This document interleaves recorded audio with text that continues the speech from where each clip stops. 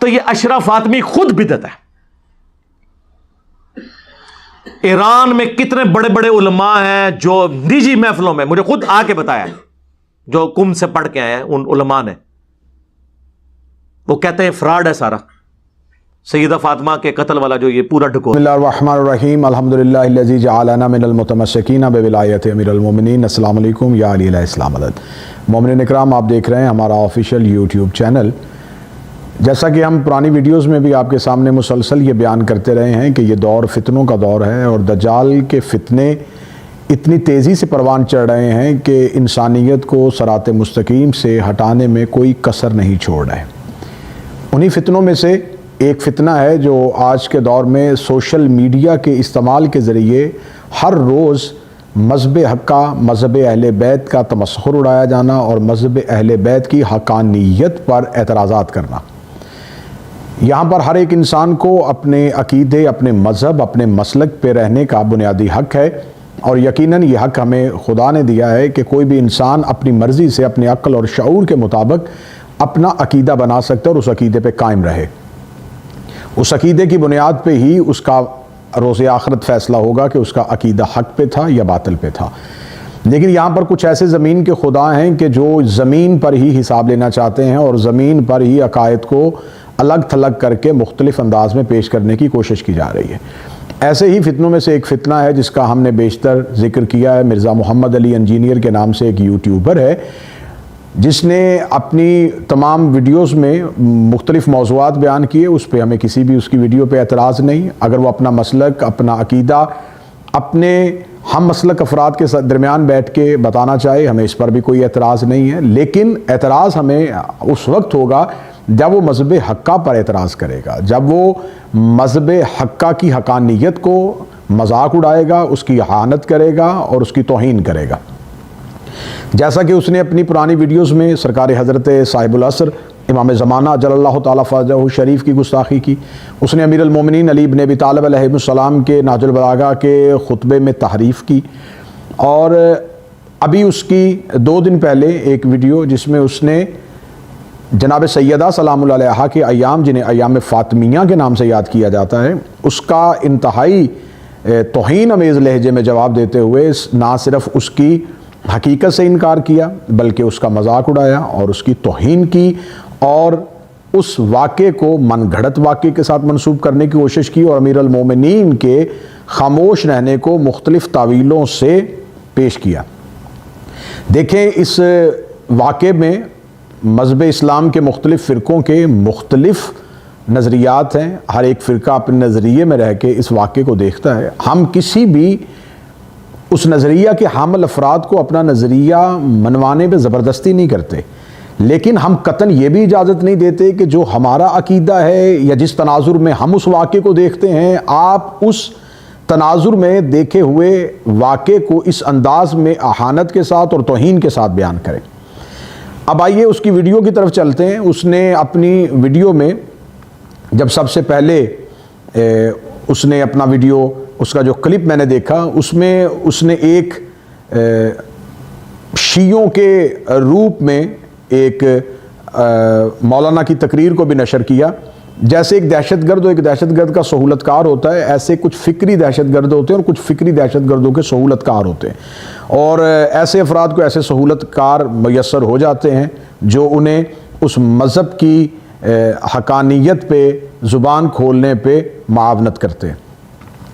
مرزا محمد علی engineer نے جب اس سے سوال کیا گیا ایام فاطمیہ سلام اللہ علیہا کے حوالے سے، تو اس نے انتہائی متکبرانہ لہجے میں جواب دیتے ہوئے کہا کہ یہ سب تو یہ 50 سال پہلے بھی نہیں تھا، یہ تو 10 سال پہلے شروع ہوا ہے. اور اس نے یہاں تک وہ آگے چلا گیا کہ اس نے اسے بدعت کے ساتھ تعبیر کیا اور اسے کہا یہ تو ایک بدعت ہے. آئیے سب سے پہلے جو میرے سننے والے ہیں تمام ہی اہل اسلام میرے لیے قابل احترام ہیں، میں ان سے گزارش کروں گا کہ بدعت کی تعریف کیا ہے. بدعت ہر اس فعل کو کہتے ہیں جو بعد از رسول شروع کیا جائے اور اسے اسلام کے ساتھ منسوب کیا جائے. تو آئیے ہم دیکھتے ہیں کہ کیا کسی ہستی کو اس کے ایام منانا کیا یہ دور رسول میں ثابت ہے. تو جب ہم دور رسول میں جاتے ہیں تو ہمیں اس کی ایک واضح مثال اس انداز میں ملتی ہے کہ رسالت مآب صلی اللہ علیہ وآلہ وسلم نے جس سال میں جناب ملکۃ العرب جناب خدیجۃ الکبریٰ ام المعصومین سلام اللہ علیہا اور جناب حضرت نگہبان رسالت حضرت ابو طالب علیہ السلام کا وصال ہوا ہے، تو رسالت مآب نے اس پورے سال کو عام الحزن کیا، غم کا سال کہا، اور اس پورے سال کو غم کا سال قیام کیا۔ میں مرزا محمد علی انجینئر صاحب سے پوچھنا چاہتا ہوں کہ آپ تو 10 دنوں پہ، آپ تو عشرہ اور ایام پہ اعتراض کر رہے ہیں، تو نبی کی زندگی میں تو پورا سال غم منایا جا سکتا ہے، تو آپ نے کس سوچ کے ساتھ اس کو بدعت کے ساتھ تعبیر کیا؟ دوسری چیز، جب رسالت مآب صلی اللہ علیہ وآلہ وسلم نے فتح مکہ پہ جب رسالت مآب صلی اللہ علیہ وسلم نے عام معافی کا اعلان کیا، تو اسی عام معافی میں جس نے رسالت مآب کا کے چچا حمزہ کا کلیجہ چبایا تھا، جب اس کو پیش کیا گیا تو رسالت مآب نے کہا کہ کیونکہ اس نے اسلام قبول کرنے کا دعویٰ کیا ہے لہذا اس کے قتل کا حکم تو نہیں دیا جا سکتا، لیکن کیونکہ اس نے میرے چچا جن سے مجھے بے انتہا محبت تھی ان کا جگر چبایا ہے اور اس نے یہ گستاخی کی ہے، تو لہٰذا یہ زندگی میں میرے سامنے نہ آئے۔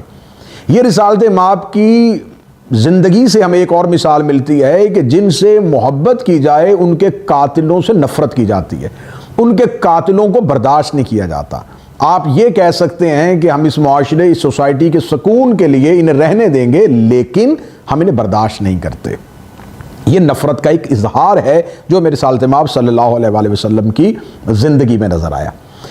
اب مرزا محمد علی انجینئر صاحب اس سے آگے بڑھتے ہیں اور آگے بڑھتے ہوئے یہ کہتے ہیں کہ پہلی بات تو یہ کہ واقعہ ہوا ہی نہیں۔ اب اس میں اپنے مختلف ایپیسوڈ ریکارڈ کروا چکا ہوں واقعہ فدق کی حقیقت کے ساتھ، اور مختلف علماء کرام کے یوٹیوب پہ ویڈیوز موجود ہیں کہ اس میں کس کس راوی نے اور کس کس کتاب نے لکھا ہے۔ اگر مرزا محمد علی انجینئر صاحب کو اتنا شوق ہے، اور ایک طرف تو وہ کہتے ہیں کہ میں مسلم اور کتابی ہوں، اور انہوں نے کتابی سے لے کے کتابی تک کا سفر جو ہے وہ بڑی جلدی طے کر لیا، تو اگر وہ یہ کہتے ہیں کہ یہ ایسا واقعہ من گھڑت ہے تو انہیں چاہیے کہ وہ اپنی آنے والی ویڈیو میں وہ تمام حوالہ جات، وہ تمام ریفرنسز جو ہم دائر کر چکے ہیں، جو ہم آپ کے سامنے پیش کر چکے ہیں، آپ اپنی ایک تفصیلی ویڈیو میں ان تمام کتب کا، ان تمام راویان کا، ان تمام کتابوں کے مؤلفین کا اور لکھنے والوں کا انکار کیجئے گا، اور یہ کہیے گا کہ یہ تمام کتابیں دریا برد کر دی جائیں، ان کتابوں کا ہمارے مسئلہ کے ساتھ کوئی تعلق نہیں ہے، تو پھر ہم آپ کے اس انکار کی جرت کو بھی سلام کریں گے۔ اس سے آگے چلتے ہوئے مرزا محمد علی انجینئر نے ایک اپنی ذاتی تعویل پیش کی، اور اس نے اپنی حیثیت کو نہیں دیکھا، اس نے یہ نہیں دیکھا کہ میری حیثیت ایک امتی کی ہے۔ وہ امیر المومنین علی ابن ابی طالب علیہ السلام پہ یہ سوال اٹھا رہا ہے کہ حضرت علی علیہ السلام نے تلوار کیوں نہیں اٹھائی؟ حضرت علی علیہ السلام جنگ کرنا جانتے تھے، حضرت علی علیہ السلام کی ذوالفقار کھو نہیں گئی تھی۔ تو مرزا محمد علی انجینئر، میں پہلے تمہیں یہ بتاؤں کہ سب سے پہلی بات یہ ہے کہ جن کا کلمہ پڑھا جائے اور جن کی اطاعت میں سر جھکایا جائے، ان کے لیے لفظ کیوں، کیا اور کیسے استعمال نہیں کرتے۔ ان کے لیے یہ نہیں کہتے کہ انہوں نے یہ کیوں نہیں کیا اور انہوں نے یہ کیسے کر دیا۔ یہ لفظ جن کی اطاعت کی جائے، اور یقیناً آپ نے جن سے دین لیا ہے تو ان کی زندگی کیوں کیا کیسے میں گزر گئی ہے، تو لہٰذا آپ کا یہ کیوں کیا کیسے کہنا ہمارے لیے کوئی باعث تشویش نہیں ہے۔ دوسری بات، اگر آپ پہ اتنی جرت آ ہی گئی ہے کہ آپ ان مقدس ہستیوں میں آپ وارثان دین کے بارے میں یہ الفاظ استعمال کرتے ہیں، تو میں آپ سے یہ سوال کروں گا کہ اب آپ کو رسالت مآب صلی اللہ علیہ وآلہ وسلم کی ذات پر بھی سوال کرنا چاہیے۔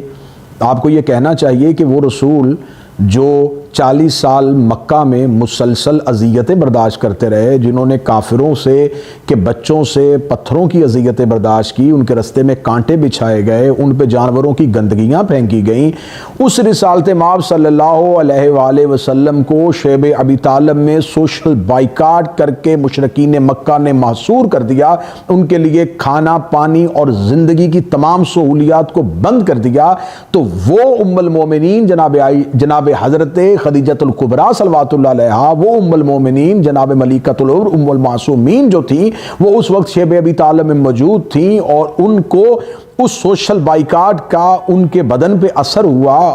آپ کیا یہ سوال بھی کریں گے کہ کیا رسالت مآب صلی اللہ علیہ وآلہ وسلم اس ملکۃ العرب بی بی جس کے اسلام پہ اتنے احسانات تھے اور اس بی بی پہ اتنی مشکلات آ رہی تھی، تو رسالت مآب خاموش کیوں رہے؟ وہ جنگ جو بدر میں ہو گئی تھی، وہ جنگ جو احد میں ہو گئی تھی، وہ جنگ اس وقت کیوں نہیں ہوئی؟ تو کیا آپ یہ اعتراض کریں گے؟ کہ آپ رسالت مآب صلی اللہ علیہ وآلہ وسلم کے اس دور کو، جس دور میں رسالت مآب نے خاموشی سے دور کو گزارا، آپ اس کے لیے بھی یہ الفاظ استعمال کریں گے؟ کیا آپ پھر رسول سے آگے بڑھتے ہوئے کیا آپ حضرت ابراہیم پہ بھی یہ الفاظ استعمال کریں گے؟ خدا نے آپ کو نبوت دی تھی تو آپ نار نمرود میں کیوں چلے گئے؟ کیا آپ حضرت یوسف سے بھی یہ سوال کریں گے کہ خدا نے آپ کو حسن دیا تھا، خدا نے آپ کو نبی مبعوث کیا تھا تو آپ نبی ہوتے ہوئے قید خانے میں کیوں چلے گئے؟ کیا آپ حضرت یونس سے بھی سوال کریں گے کہ آپ مچھلی کے پیٹ میں کیوں چلے گئے تھے؟ کیا آپ انبیاء پہ بھی سوال کریں گے؟ پھر آپ انبیاء سے بڑھتے ہوئے پھر آپ اللہ پہ بھی سوال کر دیں گے کہ میرے مالک تیرے پاس تو پوری طاقت تھی، تو علی کل شیء قدیر تھا، تو نے نمرود کو کیوں نہیں ختم کر دیا؟ تو نے فرعون کو کیوں نہیں مار دیا؟ تو نے شداد کو کیوں نہیں ختم کر دیا؟ تو آج زمانے میں برائی کو کیوں نہیں ختم کر رہا؟ تو ابلیس کو کیوں نہیں ختم کر رہا؟ تو لہٰذا جن کا کلمہ پڑھا جائے ان کے لیے ایک لفظ کیوں نہیں کہتے؟ ان کے لیے یہ نہیں کہتے کہ یہ انہوں نے یہ کیوں نہیں کیا؟ ہر دور کی حجت ہر دور کے تقاضوں کے مطابق چلتی ہے، انہیں خبر ہے کہ کس دور میں کیا کرنا ہے۔ امیر المومنین کو خبر تھی کہ یہ وقت تلوار چلانے کا نہیں، تو تلوار کو خاموش کروا دیا۔ جمل میں تلوار نکل آئی، صفین میں نکل آئی، نہروان میں نکل آئی، لیکن اس دور میں کیا کیا سازشیں پنپ رہی تھی؟ کیا آپ کو ان سازشوں کا نہیں پتا کہ کون سا شخص تھا جو سقیفہ بنی سعدہ کے بعد گھوڑا لے کے حضرت امیر المومنین علی بن ابی طالب کے پاس آ کے سوال کر رہا تھا کہ میں مدینے کی گلیوں کو گھوڑوں اور پیادوں سے بھر دوں گا، آپ حق خلافت کے لیے باہر نکلے؟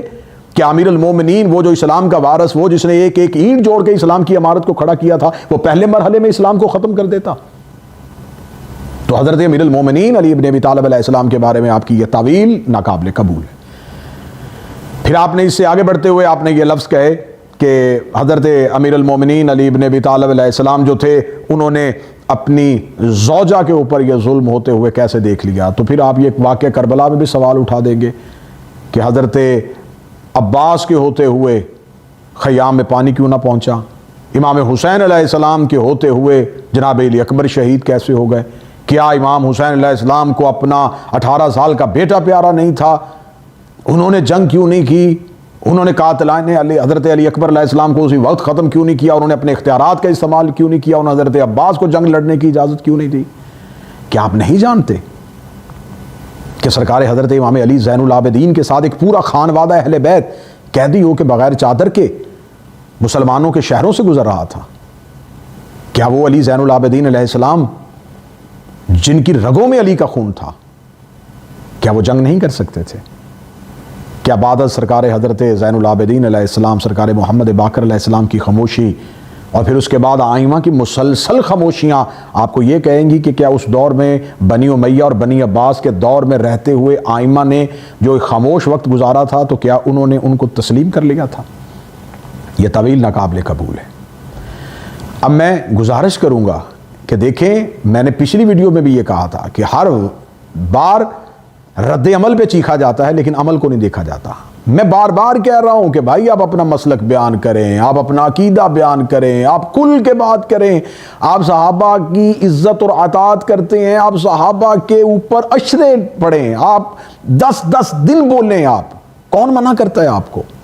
لیکن آپ مذہب آل محمد پہ ہی الزام اور مذہب آل محمد پہ ہی آپ نے بھونکنا ہے۔ پھر آپ نے اپنی ویڈیو میں کہا کہ کچھ لوگ ایسے رکھے ہوئے ہیں جو چوہے میرے پیچھے چھوڑ دیے جاتے ہیں۔ چوہا ہمیشہ کھڈ میں ہوتا ہے، جیسے کہ آپ ہیں۔ مجمع عام میں آ کے گفتگو کرنا اور ہوتی ہے اور بند کمرے میں بیٹھنا، اسے ہی چوہے کی کھڈ کہتے ہیں، اگر آپ سمجھ سکے۔ پاکستان کے مقتدر حلقوں سے میں گزارش کروں گا، پچھلے دنوں میں دیکھ رہا تھا وزیر اعظم کے معاون خصوصی مذہبی امور کے طاہر محمود اشرفی، انہوں نے اپنا درد دل بیان کیا۔ انہوں نے کہا یار ہر بندہ اپنے عقیدے پہ رہے، کسی کے عقیدے کو نہ چھیڑو۔ بہت اچھی بات ہے، بہت ہی اچھی بات ہے، ایسی بات ہونی چاہیے کہ آپ اپنے عقیدے پہ رہیں، آپ کسی کے عقیدے کو کیوں چھیڑ رہے ہیں؟ جو چیز جن نظریات کو، جن واقعات کو آپ تسلیم نہیں کرتے، آپ اپنا نظریہ بیان کریں۔ آپ یہ کہہ دیں، جب آپ سے سوال کیا گیا ایام فاطمیہ کے معاملے میں تو آپ کہہ دیں کہ جی ہمارے ہاں نہیں منائے جاتے، لیکن آپ یہ اعتراض کرنا اور بار بار انگشت اٹھانا اور بار بار آئمہ کی توہین کرنا، اگر ایسے افراد بولتے رہے تو پھر جواب آتا رہے گا۔